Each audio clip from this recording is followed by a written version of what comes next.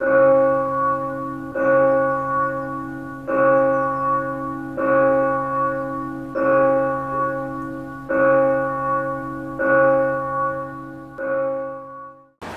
గ్రంథం 43వ అధ్యాయం 18వ వచనం, 19వ వచనం, 20వ వచనం, 21వ వచనం చదవండి. మునుపటి వాటిని జ్ఞాపకం చేసుకొనకుడి, పూర్వకాలపు సంగతులను తలంచుకొనకుడి. ఇదిగో నేను ఒక నూతన క్రియ చేయుచున్నాను, ఇప్పుడే అది మలుచును, మీరు దాన్ని ఆలోచింపరా. నేను అరణ్యంలో త్రోవ కలుగు చేయుచున్నాను, ఎడారిలో నదులు పారజేయుచున్నాను. నేను ఏర్పరచుకున్న ప్రజలు త్రాగుటకు అరణ్యంలో నీళ్లు పుట్టించుచున్నాను, ఎడారిలో నదులు కలుగు చేయుచున్నాను. అడవి జంతువులను, అడవి కుక్కలను, నిప్పుకోళ్ళను నన్ను కనపరచును. నా నిమిత్తము నేను నిర్మించిన జనులు నా స్తోత్రమును ప్రచురం చేయు. అప్పుడు ఇది మాటను దేవుడు దీవించును గాక. మనం మునుపటి వాటిని జ్ఞాపకం చేసుకోవద్దు, ఎప్పుడు పూర్వకాలపు సంగతులను తలంచుకోవద్దు. దేవుడు మన జీవితంలో ఈ 25వ సంవత్సరంలో చాలా నూతనమైన పనులు, క్రియలు అంటే పనులు చేయాలని దేవుడు ఆశపడుతుంది. నూతనవి జరగాలని ఇష్టమేనా కాదు అందరికీ? పాతవి జరగాలని ఉంటుందా? ఇంకా పాతవి జరగాలని అంటే కొత్తగా ఉండాలి. మనకి ఎట్లా ఉండాలి? కొత్త బట్టలు కావాలి, కొత్త ఇల్లు కావాలి, అన్నీ కొత్తగా ఉండాలి. కానీ పాతగా వాడుకోవాలంటే చాలా కష్టం అనిపిస్తుంది. అందుకే సహోదరులకు ఎన్ని చీరలు ఉన్నా కానీ మీకు పెళ్ళికి పోవాలంటే ఏమంటారంటే కొత్త చీర లేదంటారు. ఏమంటారు? ఆడ బీరువా నిండా చీరలు ఉన్నా కానీ ఏమంటారంటే పెళ్ళికి పోవాలి, చీర లేదంటారు. మరి ఉన్న చీరలు అనేది ఏంటంటే ఒకసారి కట్టేమంటే కట్టమైంది, ఏం కావాలి అది అమ్మ అంటారంటే అక్కడ పోతే ఏమని, ఈ చీర పలానా పెళ్ళికి కట్టుకొచ్చింది ఎక్క అంటారంట. లేదా ఈ ఫంక్షన్కి అదే చీర కట్టుకొచ్చింది. ఎట్లా గుర్తుపెట్టుకుంటారో మీ మైండ్లకు చాలా వందనాలు. ఎందుకంటే దేవుడు మీకు అంత మెమరీ పవర్ ఇచ్చాడు, మాకు మాత్రం కొంచెమే పెట్టాడు. ఇప్పుడు వేసుకుపోతే ఇది వేసుకున్నాను, ఇది నేను మన సండే ఫస్ట్ తారీఖు వేసుకున్నాను అని అంటే గుర్తుపెట్టుకుంటారు, అడుగుతారు. ఒక పాస్టర్ని అట్లా అంటారంట. ఈ అన్న మా దగ్గర ఒక ఆయన ఒక పాస్టర్, ఆయన డిస్ట్రిక్ట్ సేవకుడు ఆయన. మళ్ళీ కానీ ఏ మీటింగ్కి వచ్చాడు అదే షర్ట్ అదే ప్యాంట్ వేసేవాడు. నేను చూడలే, గమనించలేదు. కానీ అక్కడ ఉన్న సహోదరులు ఈ అంకులు ఈ అన్న ఎప్పుడు ఇదే షర్ట్ ప్యాంట్ వేసుకొచ్చేవాడే. అంటే అట్లాడానికి 4 జతలో నేను చెప్పేదే ఉంది. కానీ చీరల్లో మాత్రం అట్లాంటివి ఉండవు. ఎందుకంటే చీరను పోలి చీర ఉండదు, చీర కట్టిన సరే ఇంకో చీర కట్టదు, ఇంకోళ్ళు కట్టలేదు. అవునా కాదా? వాస్తవమే. ఎందుకంటే క్రొత్తవి కావాలి. ఏం కావాలి? కాబట్టి మనం క్రొత్తవి అన్నీ కావాలనుకుంటాం. కానీ ఆ కొత్త పనులను దేవుడు చేయాలనుకుంటే పాత వాటన్నిటిని తలంచుకోవద్దు. ఫస్ట్ ఏం చేయొద్దు? జ్ఞాపకానికి కూడా తెచ్చుకోవద్దు. దేవుడు తెచ్చుకోడు. కాబట్టి పాతవన్నీ అసలు దేవుడు ఎప్పుడు ఈరోజు క్షమించాడు అనుకోండి ఒక మనిషిని, తెల్లారి పొద్దున మళ్ళీ ఆ మనుషుని గురించి మరలా క్షణం కనపడితే ఇంకా దాని గురించి ఆ మనుషుని చూడ పాత కనపడదు ఆయనకి. అట్లా కాబట్టి దేవుడు భూమి మీద మనుషులను బతికిస్తున్నాడు అంతే. అందుకే మనం ఏం చేయాలి? దేవుడు మనలో కొత్త కార్యాలు చేయాలంటే పాత వాటిని తలంచుకోవద్దు, జ్ఞాపకం పెట్టుకోవద్దు. ఎవరిని జ్ఞాపకం పెట్టుకోవాలి? నీతిమంతులను జ్ఞాపకం పెట్టుకోవాలి. ఎవరిని జ్ఞాపకం పెట్టుకోవాలి? నీతిమంతులను జ్ఞాపకం చేసుకుంటే ఆశీర్వాదకరం. ఇంకోళ్ళు కూడా జ్ఞాపకం పెట్టుకోమన్నాడు దేవుడు. ఎవరిని? లోతు భార్యని జ్ఞాపకం పెట్టుకోమన్నాడు. ఎవరిని? ఆ సంగతి ఎవరు చెప్పరు, నేను చెప్తాను. జ్ఞాపకం పెట్టుకుంటే నీతిమంతులను జ్ఞాపకం చేసుకోవాలి, పరిశుద్ధులను జ్ఞాపకం చేసుకోవాలి, మంచి వాళ్ళని జ్ఞాపకం చేసుకుంటూ వాళ్ళ మంచి క్రియలు ఫాలో అవుతూ ఉండాలి. రెండవదిగా చూస్తే లోతు భార్య కూడా గుర్తుపెట్టుకోవాలి. ఎందుకంటే ఆమె ఒక్కోసారి వెనక్కి పోయింది. ఎక్కడ పోయింది? వెనక్కి పోయి లోకంలో కలిసి ఉప్పు పోయింది కథ. మనం అందుకే ఆమెను కూడా గుర్తుపెట్టుకోమన్నాడు దేవుడు. కాబట్టి పాత వాటిని అన్నీ మర్చిపోవాలి. మనం ఏం చేయాలి? ఏడ మర్చిపోతామన్నా ఒకటే గుర్తు వస్తున్నాయి, ఒకటే జ్ఞాపకానికి వస్తున్నాయి అంటాం. వస్తూనే ఉండేవి, తప్పదు. ఎందుకు? ఈ బ్రెయిన్ ఉన్నంతకాలం, ఈ మనసు ఉన్నంతకాలం, సైతానుడి లోకంలో సంచరించినంతకాలం పాతవే జ్ఞాపకానికి వస్తాయి. పాత వాడిని గురించి మనం ఎట్లా కక్ష తీర్చుకోవాలని ఆలోచన చేస్తున్నాం, అందరూ ప్లాన్ చేస్తాం. అయ్యాను మనకు అవసరం లేదు. ఎందుకంటే అవి తలంచుకొని జ్ఞాపకం చేస్తున్నా ఏం చేయలేము మనం. దేవుడు చేయాలనుకుంటే ఒక్క దెబ్బకే అన్నీ చేంజ్ చేయగలడు. కానీ మనల్ని దాన్ని మనకెందుకు అప్పగించాడంటే అవి తలంచకుండా. అందుకే అన్నాడు, 2 మాటలు చెప్పాడు అక్కడ. ఏమంటే పాతవాడిని తలంచుకోవద్దు, ఇదిగో నూతన క్రియ చేస్తాను, ఇప్పుడే దాన్ని మొలుస్తుంది, ఆలోచించండి అన్నాడు. ఆలోచన ఎందుకన్నాడు తెలుసా? అంటే మనం పాత ఆలోచన చేస్తాం. పాత వాటిని 2024 అన్ని మర్చిపోదాం కాక వాటిని విడిచిపెట్టేద్దాం. అయితే 2020 ఎన్నో సంవత్సరం ఇది ఇప్పుడు చెప్పండి. ఇంకా అలవాటు పడలేము అనుకోండి, 24 వస్తుంది. ఇంకా రాసేది కూడా చాలామంది 24 రాస్తారు. కొన్ని రోజులు 4-5 రోజులు అలవాటు పడితే మంచిది. అప్పుడు ఏం ఆలోచించాలంటే ఈనాడే ఎప్పుడైనా కూడా అప్పుడే మొలుస్తుంది. ఎప్పుడు ఆరంభమవుతుంది అని అంటే ఇప్పుడే మొలుస్తుంది. అది ఇంకా ఇంటికి పోయిన తర్వాత రేపు ఎల్లుండా అయ్యా దీన్ని ఆరంభం చేయి, దీన్ని నడిపించన్నట్లుండదు దేవుడి దగ్గర. దేవుడు ఎట్లుంటాడు? బైబిల్లో రాయబడింది, దేవుడు ప్రతి దినం క్రొత్తగా ఉంటాడంట. ఎట్లుంటాడు చెప్పండి? ఎట్లా ఉంటాడు ఆయన? ప్రతిరోజు క్రొత్తదనంగా ఉంటాడు. క్రొత్తదనంగా ఉంటాడు. ఆయనలో పాతది అనేది ఉండదు. ఈరోజు ఎవడన్నా ఒక పాప వచ్చి యేసయ్యా నన్ను క్షమించంటే ఆ పాపను క్షమించి రక్షణ ఇచ్చి ఆయన బిడ్డగా చేసుకుంటాడు. ఒక విశ్వాసం పడిపోయినాడు, అయ్యా ఈ సంవత్సరం ఈ రోజున పడిపోయినా నన్ను క్షమించండి, ఆ బిడ్డను క్షమించి మళ్ళీ క్రొత్తగా చేసుకుంటాడు. అయ్యి నువ్వు ఎట్లా చేసినావు కానీ గొంతు పట్టుకోడు. అందుకే ఒక ఇద్దరు అప్పుల సంగతి చెప్పాడు.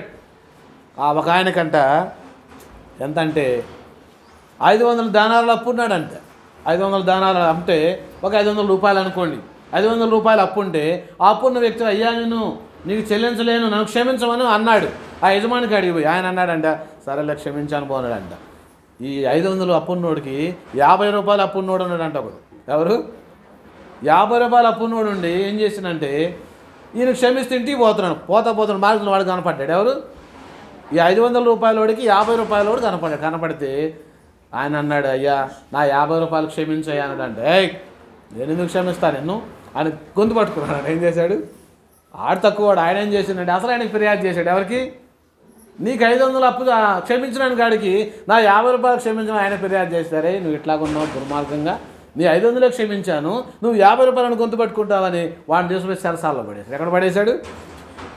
ఇది మనం ఎట్లా ఉంటామంటే దేవుడు అట్లాంటి వాడు కదా. ఎట్లా 500 క్షమిస్తాడు, 50 క్షమిస్తాడు, చిన్న తప్పులు పెద్ద తప్పులు అందరినీ క్షమించి భరిస్తున్నాడు. కాబట్టి ఈ భూమి ఇంకా ఉంది. భూమి ఎన్నాళ్ళు దుఃఖిస్తూ ఉందంట, భూమి బాధపడతా ఉంది. అయ్యే ఈ 1 సంవత్సరం ఉండని కాపాడు అన్న చెప్పినాడు. ఈ 1 సంవత్సరం ఉండని మళ్ళీ బాగుపడతారేమో, లేకపోతే ఈ నెల ఉండని, ఈ సంవత్సరం ఉండని. భూమి దుఃఖిస్తోంది, నేను భరించలేని మనుషుల పాప భారాన్ని అంటే దేవుడు అంటున్నాడమ్మా భరించు, నేనే భరిస్తున్నా. ఎక్కడుండి? పరలోకం నుండి భరిస్తున్నా. భూలోకంలో భరించడానికి యేసయ్యను పంపిన ఆయన భరించాడు. ఇంక నువ్వు భరించేదంతా. ఈ భూమికి ఎంత వయసు మరి? ఎన్ని సంవత్సరాలు? దాదాపు ఒక 5,000 6,000 సంవత్సరాలు ఉంటుంది. 6,000 సంవత్సరాలు, 600 కాదు. ఎంతమంది మనుషులు చూసి ఉంటుంది ఈ భూమి? ఎట్లాంటి వాళ్ళని చూస్తుంటుంది? దీనులైన వాళ్ళని చూసింది, గరిష్ఠమైన వాళ్ళని చూసింది, అహంకారం తీరిన వాళ్ళని చూసింది, అందరిని చూసింది. కానీ అందరినీ తనలోనికి నరులారా తిరిగిరని ఒక పిలుపుతో అందరిని పిలిచేసుకుంటుంది అంతే. ఇంకా దేవుడు ఆడని పిలవగానే మొత్తం భూమిలో దిగిపోతూ ఉంటాం అంతే. మట్టిలో మన శరీరం కలిసిపోతుంటుంది. అందుకే ఈ భూమి ఎన్నో సంవత్సరాల మనుషులు ఎంతోమందిని చూస్తుంది. కానీ ఈ భూమి మీద అందుకే మనం ఎట్లా ఉండాలంటే భయభక్తులుగా ఉండాలి. దేవుడు ఆకాశం అందున్నాడు, నువ్వు భూమి మీద ఉన్నావు, నీ మాటలు కొద్దిగా ఉండాలి. నీ జీవితం నీ శాస్త్రాలన్నీ దేవుని చేతిలో ఇష్టమైనవిగా ఉండాలని దేవుడు కోరుకుంటున్నాడు. ఈ 2025లో దేవునికి ఇష్టమైన వారంగా మనం బ్రతకాలి. నూతనమైనటువంటి పనులు, నూతనమైనటువంటి కార్యాలు, నూతనమైనటువంటి మేలు దేవుడు మనకు చేయబోతున్నాడు, చేస్తాడు ఆయన. కానీ ఇప్పుడే మొలుస్తుంది, ఎప్పటికప్పుడే. ఈరోజే ఆరంభమవుతుంది. అయ్యా నన్ను క్షమించయ్యా, నన్ను 25లో ఏం చేయాలనుకుంటున్నావో చేయి దేవా నాది. ఈరోజు ఇప్పుడు ఎట్లా ఉందో మనం తెలుసు, కానీ రేపు ఉదయం అయితే ఏందో మనకు తెలియదు. లేకపోతే జనవరి లాస్ట్కి ఏం జరిగిద్దో మనం ఎవరైనా చెప్పలేము. వాళ్ళైతే చెప్తారేమో అనుకుంటారు, ఉట్టిదే జ్యోతిష్కం అని చెప్తారు కదా, రాసుల వాళ్ళు చెప్తారు. ఈ సంవత్సరం నీకు ఇంత ఆదాయము, ఇంత నష్టము, నీకు అవమానము, నీకు ఇది ఇవన్నీ జరుగుతాయా? కొన్ని జరుగుతాయా, కొన్ని జరగవో చెప్పలేము. వాడి కోసం వాడు ఏదో రాసి పెట్టుకున్నాడు, పంచాంగం రాసి పెట్టాడు. పరిశుద్ధాత్మ దేవుడు నీ జీవితంలో ఏమి చేయాలనుకుంటున్నాడు అది జరిగిస్తాడు, నెరవేర్చే దేవుడు ఆయన. గత సంవత్సరంలో కూడా దేవుడు మనకెన్నో వాగ్దానాలు ఇచ్చాడు, నెరవేర్చాడు. ఇక ముందు కూడా ఇస్తున్నాడు, నెరవేరుస్తాడు ఆయన. అంతే, నెరవేర్చగల శక్తి ముందు. కానీ మనం ఆయన నమ్మాలి. కాబట్టి మన జీవితంలో కొత్త కార్యాలు జరగటానికి మనం ఇష్టపడాలి. ఇప్పుడే మొలుస్తుంది, ఇప్పుడే ఆలోచన చేయాలి. పాత వాటిని ఆలోచించొద్దు, పాత వాటిని తలంచొద్దు, పాత వాటిని చేయొద్దు. పాతవంటే ఉండే కొంది ఏమవుతుందంటే క్రొత్తవి జరగవు. పాత వాటిని ఆలోచిస్తూ ఉంటే క్రొత్తవి జరగవు.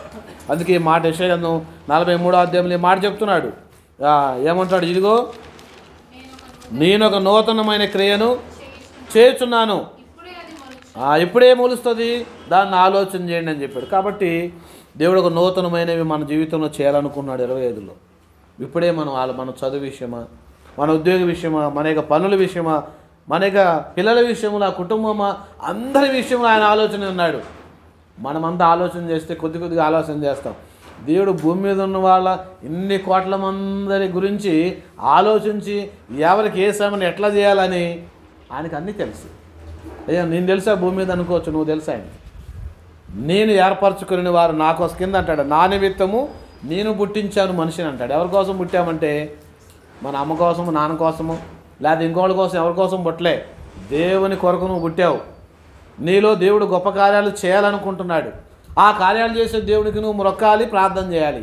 అయ్యా నువ్వు దేవుడు ఉన్నావు, నువ్వు చేయమని దేవుడిని అడగాలి. చేస్తే నిన్ను అందరికంటే ఒక మంచి స్థానంలో నీ కొరకే.